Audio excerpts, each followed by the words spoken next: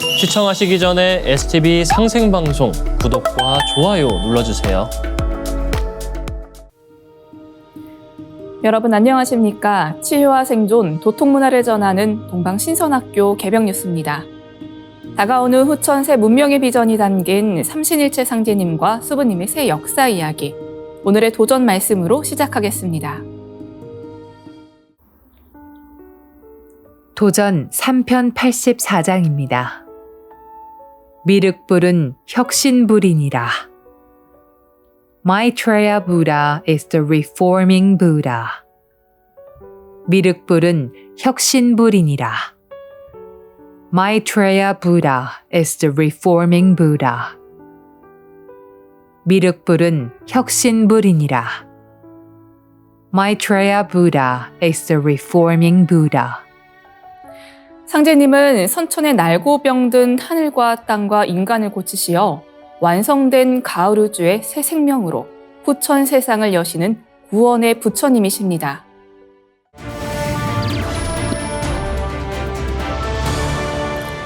이어서 지구촌 개벽 소식입니다. 효율적 시장 가설의 선구자이자 노벨 경제학상 수상자인 유진 파마 시카고대 교수가 비트코인의 미래에 대해 강력한 경고를 내놓았습니다. 파마 교수는 향후 10년 내 비트코인의 가치가 사실상 0원이 될 가능성이 크다고 전망했습니다. 2월 2일 암호화폐 전문 매체 크립토 뉴스에 따르면 파마 교수는 최근 팟캐스트 캐피털 리전트에 출연해 비트코인이 교환 매개체로서의 기본 규칙을 위반하고 있다고 지적했습니다.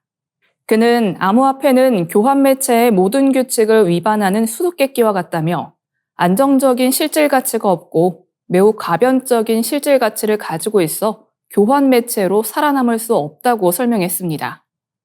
이어 루이지 장갈레스 교수의 향후 10년 내 비트코인의 가치가 0이 될 확률이 얼마나 되냐는 질문에 파마 교수는 거의 1에 가깝다고 답했습니다.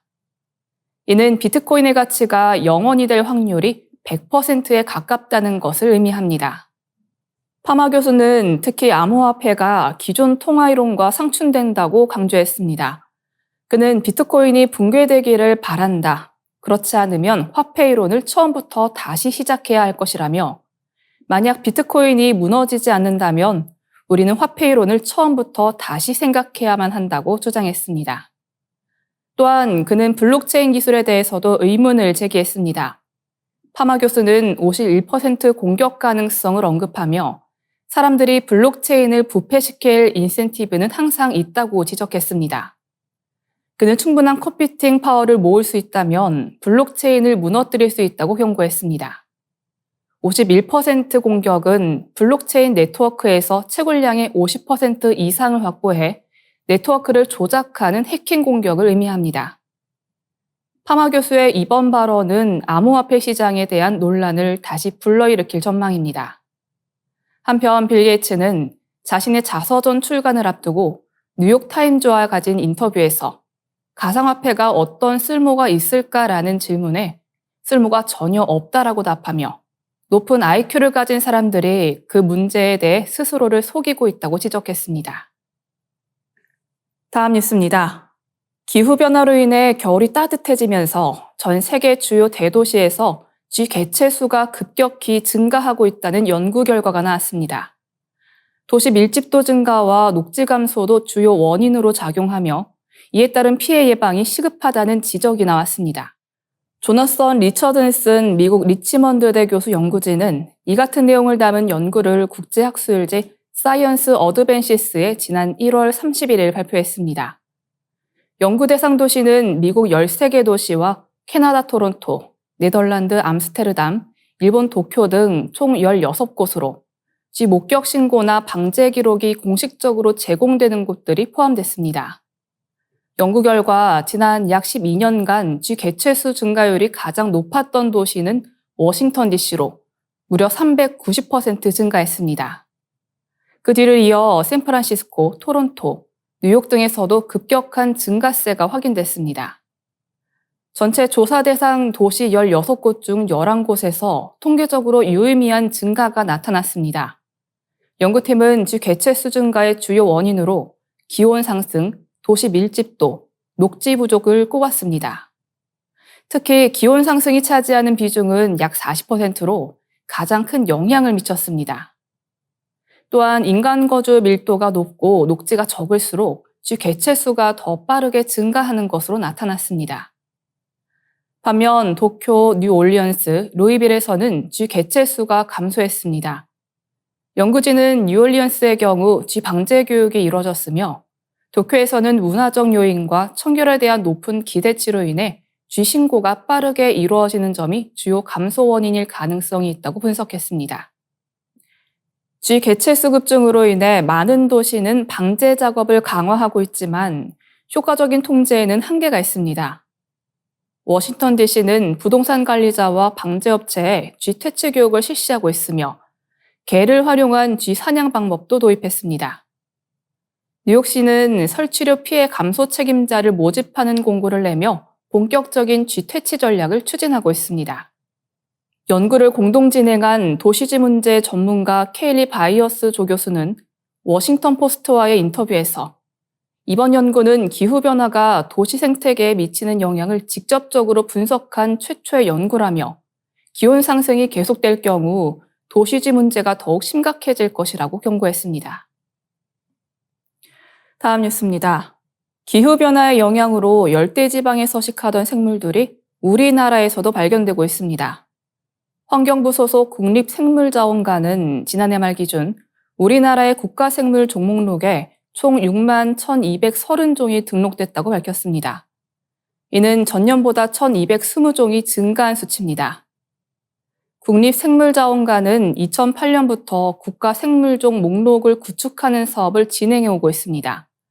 이 사업이 시작되기 전까지 국내 생물종은 29,916종으로 알려져 있었지만 지속적인 연구와 조사를 통해 3만 1,000여 종이 새롭게 추가됐습니다. 지난해 추가된 생물 1,220종을 분류군별로 살펴보면 식물이 22종, 척추동물이 62종, 무척추동물이 490종, 균류가 111종, 조류가 50종, 원생동물이 15종, 원핵생물이 470종으로 확인됐습니다. 특히 제주도에서 처음 발견된 무척추동물 메이글로소스 제주엔시스는 주목할 만한 신종으로 평가됩니다. 이 종이 추가되면서 우리나라 무척추 동물문의 개수는 24개로 늘어났습니다. 기후변화의 영향도 뚜렷하게 나타났습니다. 인도네시아에서 서식하는 노랑 점나비 고기가 통영과 제주도 연안에서 발견됐으며 스리랑카에서 서식하는 뭉툭혹줄 모래풍뎅이가 태안과 제주도에서 확인됐습니다. 이처럼 어류 5종, 곤충 10종을 포함한 총 15종의 열대성 식물이 새롭게 목록에 추가됐습니다. 전문가들은 이러한 생물들의 이동이 해수온 상승과 대만 한류의 영향을 받은 것으로 보고 있습니다. 한편 지난해 새롭게 호적을 부여받은 생물종은 총 857종에 이릅니다. 국립생물자원관은 생물 산업 활용 가능성이 높은 나비 흰모기 속과 금빛구멍 버섯 속 등 305개 군류에 국명을 부여했습니다. 또한 일부정수장과 상수도에서 발견되는 깔따국과 곤충 44종에도 국명을 붙였습니다. 전문가들은 기존 연구와 영국의 생물 다양성을 고려할 때 한반도에 서식하는 생물종이 약 10만 종에 이를 것으로 추정하고 있습니다. 전문가들은 기후변화 속에서 국내 생태계가 어떻게 변화해 갈지 지속적인 연구가 필요하다고 말하고 있습니다. 이어지는 순서는 상생라이프입니다.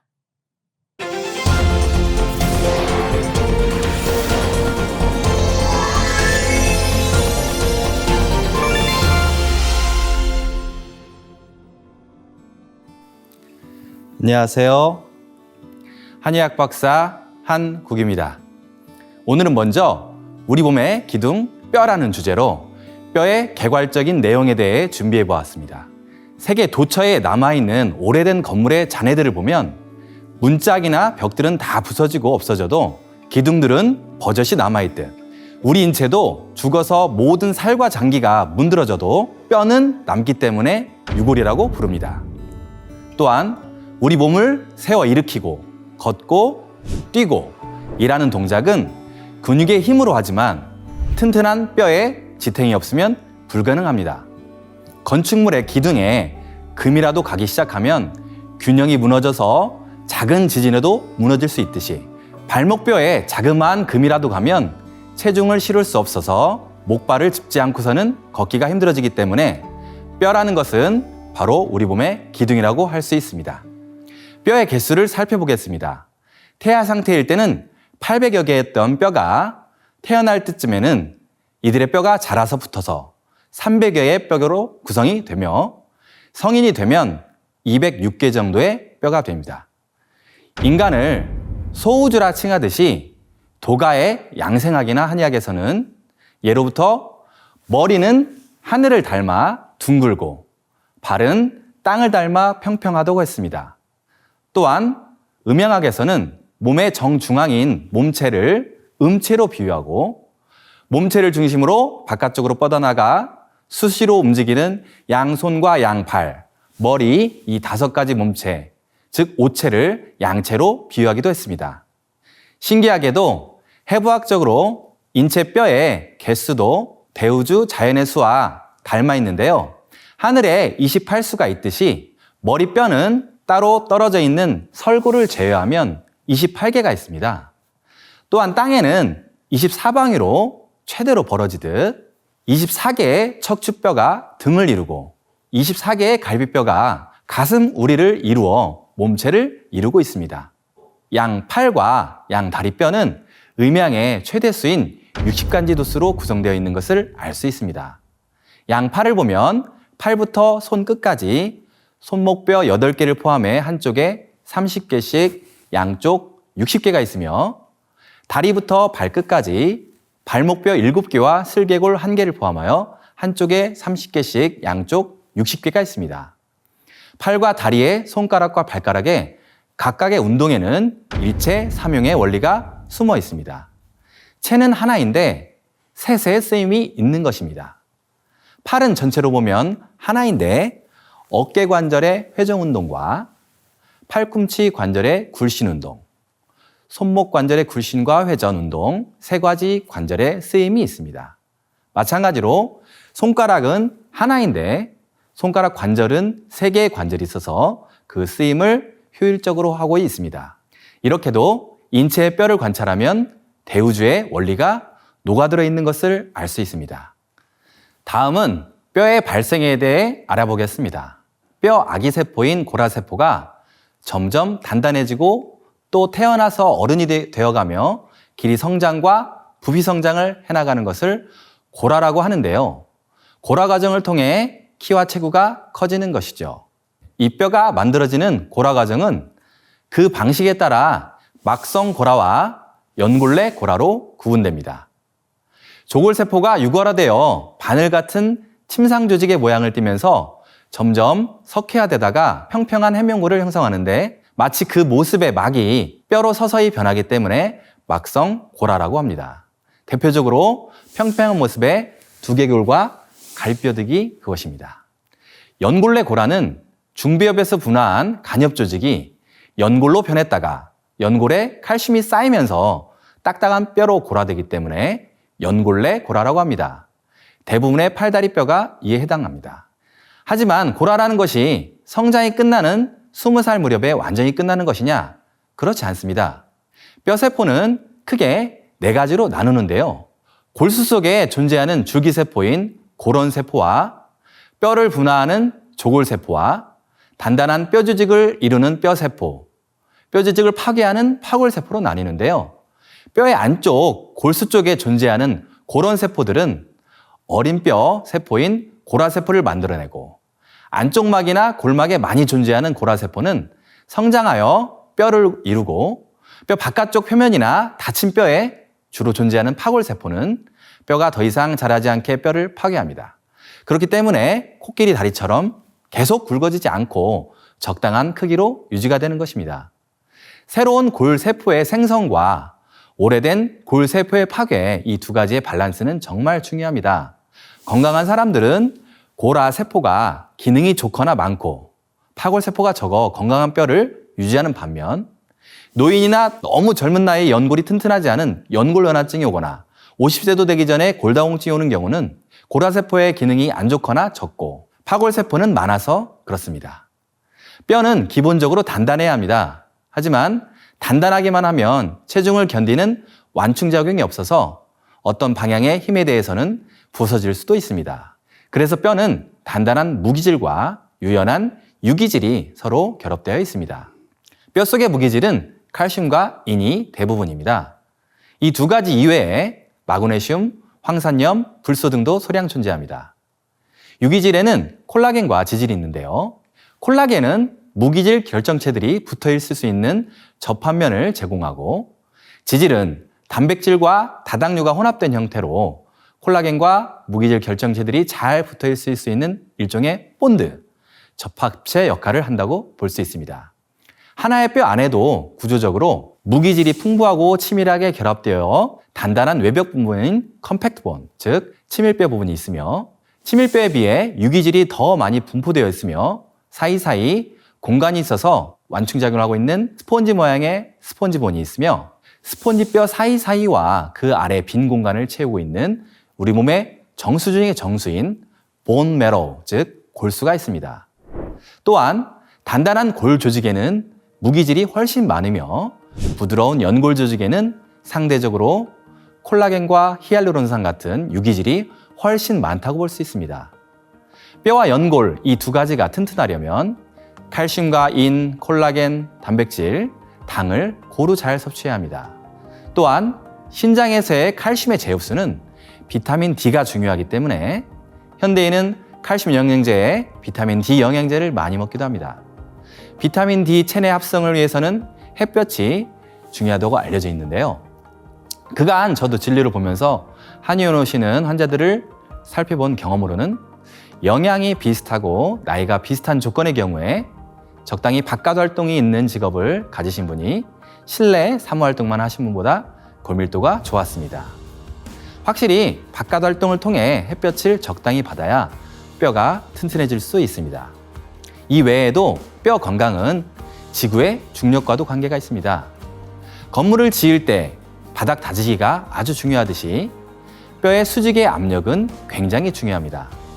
우주선을 타고 중력이 없는 우주 공간에 나가서 단 한 달만 있다가 집으로 돌아와도 뼈가 약해져서 처음엔 걷지 못하다가 재활 운동을 하면서 서서히 적응하는 것을 볼 수 있습니다. 또한 몸이 아프다고 계속 누워 생활하다 보면 금세 뼈가 약해진 것을 느낄 수가 있습니다. 증상이 심하여 계속 누워 있었던 환자분들도 자꾸 걸어보려고 노력해야 몸이 회복됩니다. 일반인들은 중력을 높이는 등산 등의 파워워킹이나 줄넘기, PT 체조 등이 뼈 건강에 좋겠죠? 스트레스 호르몬의 일종인 코티솔은 칼슘과 인의 재흡수를 억제하여 혈액 내에 칼슘과 인을 체외로 배출하는 기능이 있습니다. 적당한 스트레스가 아닌 너무 심한 스트레스를 밤낮으로 계속 받는다면 칼슘이 풍부한 우유나 굴 등을 잘 먹는다고 하더라도 뼈에 쌓이지 않고 신장에서 배출되어 뼈가 약해질 수 있습니다. 낮에 스트레스를 받았다고 할지라도 저녁에 명상이나 수행을 통해 심신의 안정을 얻고 항상 숙면을 취한다면 피 속에 골질을 이루는 성분들이 뼈 속에 골수로 잘 들어가 뼈가 튼튼해질 수 있습니다. 기운이 하강하고 만물이 수렴하는 이 저녁 시간에 명상과 수행을 한다면 더욱 뼈 건강에 좋을 것 같습니다. 시청자 여러분들도 함께 해보세요. 오늘은 뼈의 기본에 대해 알아보았고 다음 주 이 시간에는 관절의 구조와 기능에 대해서 만나보겠습니다. 감사합니다.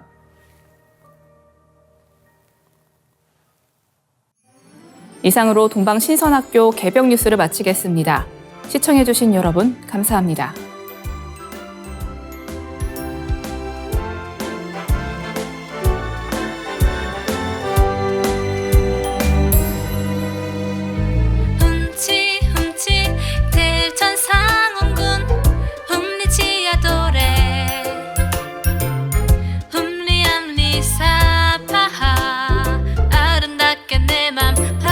주네 훔치 훔치 대천상원군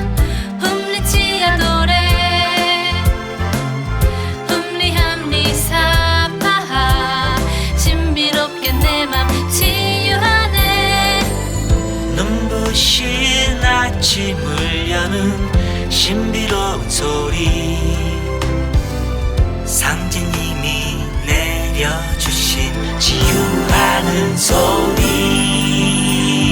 훔치 훔치 대천상원군 훔리치야 노래 훔리함리 사파하 아름다운 세계 내 맘에 들어오네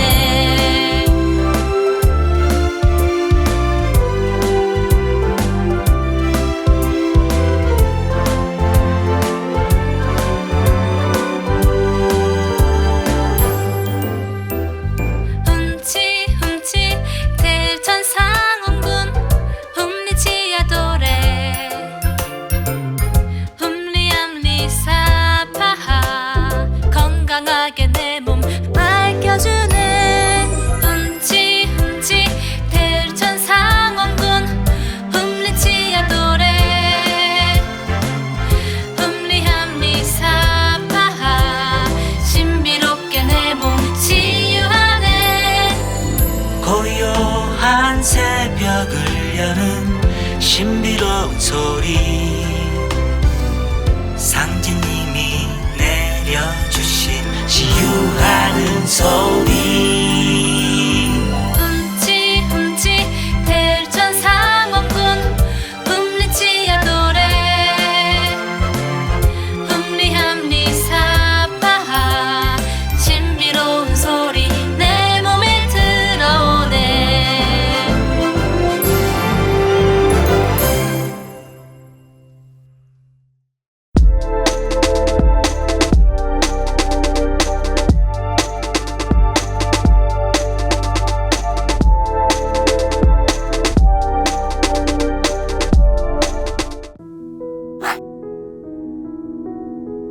이제 고요한 마음으로 자세를 바르게 하며 눈은 지그시 감습니다. 잡념을 끊도록 허리를 곧게 쭉 펴니다. 생각으로 우주 원십자를 긋고 원십자를 빙 둘러 정원을 그립니다. 이제 원십자 정중앙 영영좌표에 나의 회음을 맞춥니다. 나의 회음이 영영좌표와 일치하는 순간 나는 무국의 조화바다 속에 뛰어들어 온 우주와 하나가 됩니다. 이제 모든 것을 비우고 숨결을 느끼며 고요하게 내쉬고 들이마셔 봅니다. 나의 하단전을 바라보며 숨을 점점 더 천천히 깊게 호흡합니다. 이제 천천히 숨을 내뱉습니다. 천천히 내쉬는 숨에 스트레스와 피로, 우울, 불안, 원망과 분노 등 모든 어둠을 몸 밖으로 내보낸다고 생각합니다. 이제 천천히 숨을 깊이 들이쉽니다. 나의 생각으로 하단전을 열어 우주 조화의 빛과 생명의 기운을 가득 들이마십니다. 잠시 호흡하겠습니다.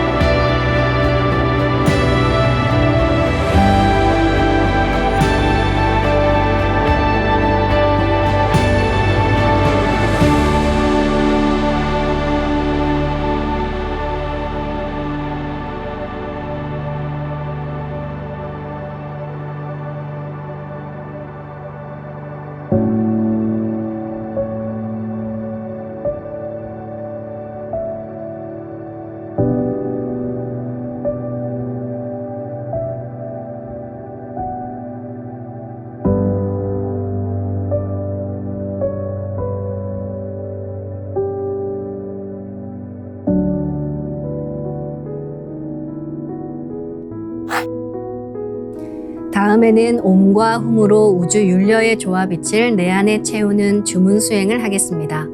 이 대우주의 율려를 내 몸에 실는 가장 지극한 소리가 바로 옴과 훔 사운드입니다. 옴과 훔 사운드로 수행을 하면 우주의 무궁한 빛의 기운이 내 몸에 꽉 차게 되고 호흡으로 수화가 순환 반복하면서 태토가 형성됩니다. 태토가 생성된다는 것은 내 몸의 면역력이 상승하고 내 삶이 건강해지며 무한한 자신감이 생기게 되는데요. 그 과정에서 자가치유가 함께 이루어집니다. 내 몸의 중심맥인 축맥을 따라 나의 숨결과 주문의 빛기운이 하나 되어 백회와 회음 사이를 함께 오르내립니다. 그럼 지금부터 마음으로 옴 하며 축맥을 따라 백회에서 회음까지 숨을 쭉 내립니다. 상단의 불기운이 축맥을 따라 아래로 쭉 내려오면 하단의 옴의 빛을 폭발시켜 붙입니다. 다음은 마음으로 훔 하며 축맥을 따라 회음에서 백회까지 숨을 쭉 올립니다. 하단의 물기운이 시원하게 위로 올라가면 머리 중앙에 홈의 빛을 폭발시켜 붙입니다. 지금부터 옴과 훔으로 소화 기운을 순환시키는 수행을 해보겠습니다.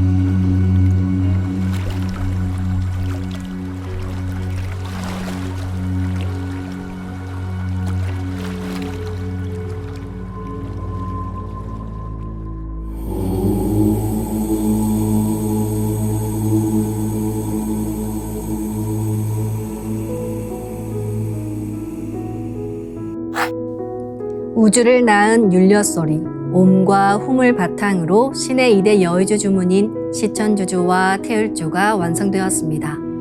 율려조화의 두 주문, 시천주주와 태율주를 정성껏 송주하여 나의 하단전을 강화하고 상단을 정화하는 수행을 하겠습니다.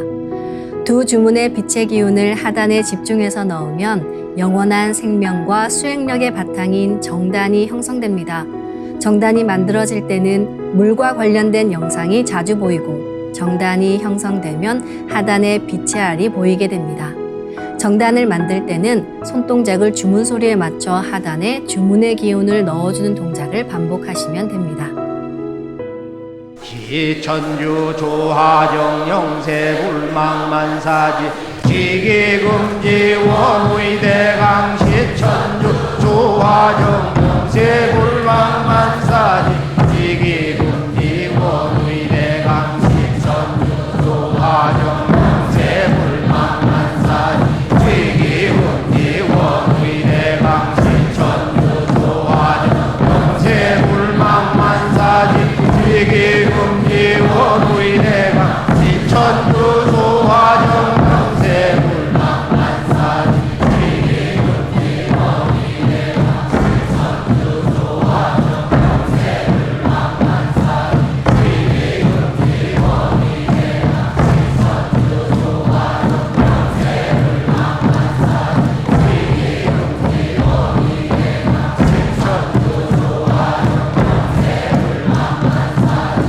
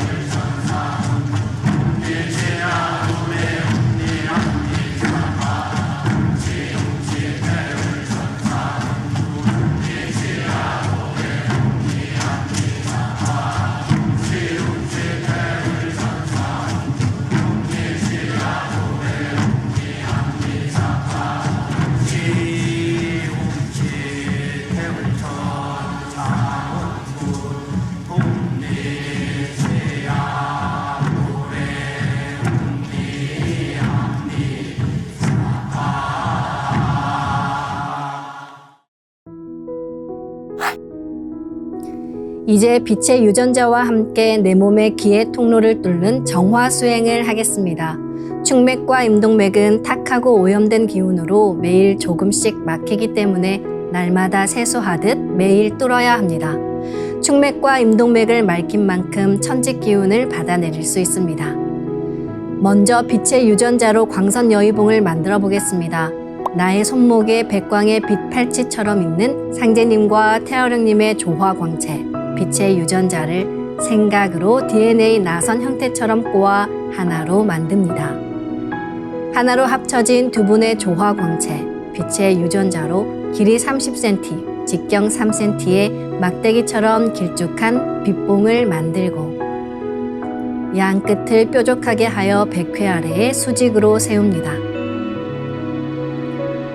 축맥을 따라 생각으로 광선 여의봉을 백회에서 회음까지 위아래로 이동시키면서 막힌 곳을 진득하게 뚫어보겠습니다.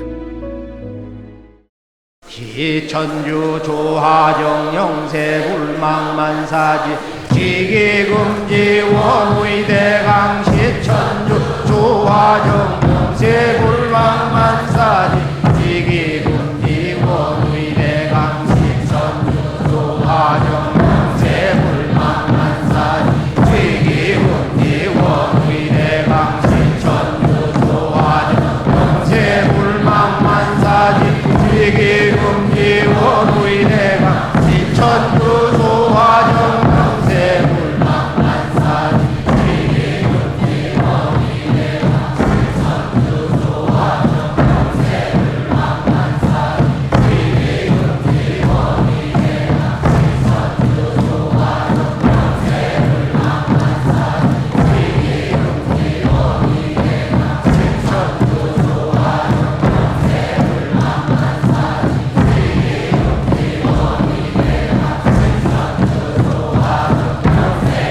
불망만사지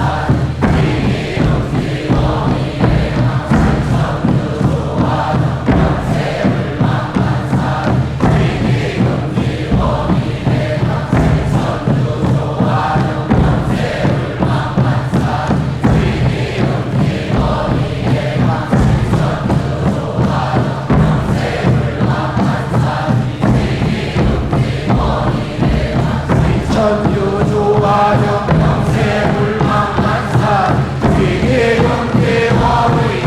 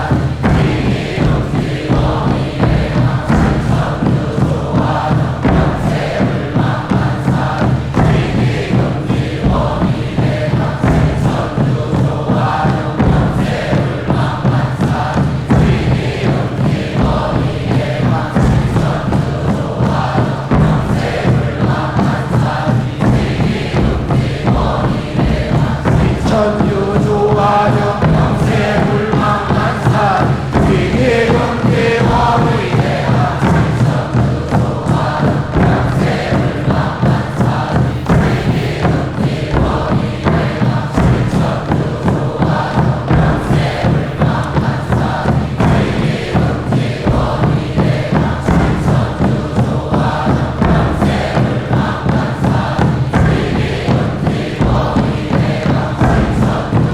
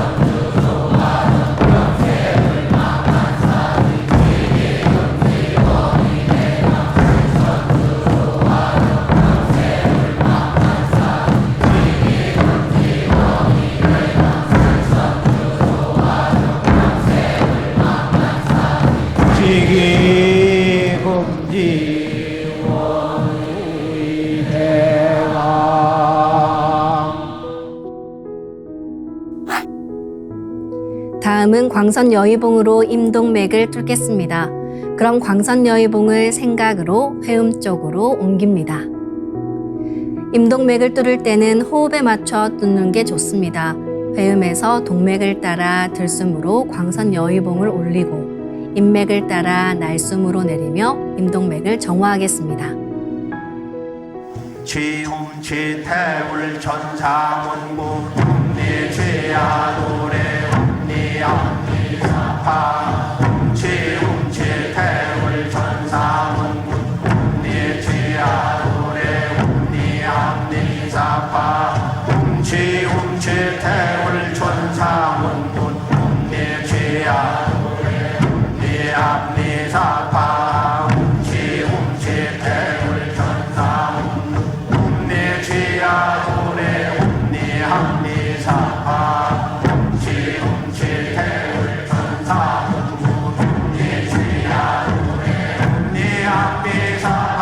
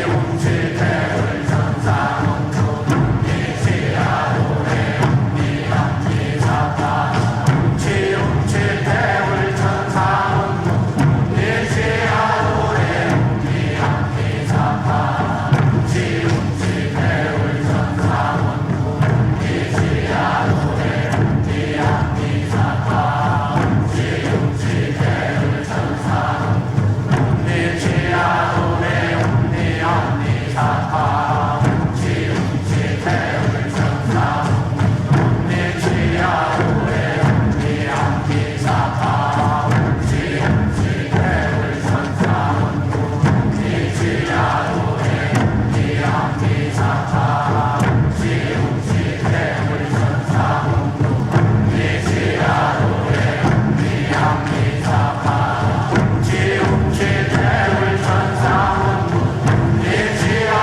노래 ум니암니사파 취움취태울 천사문구 ум니취야 노래 ум니암니사파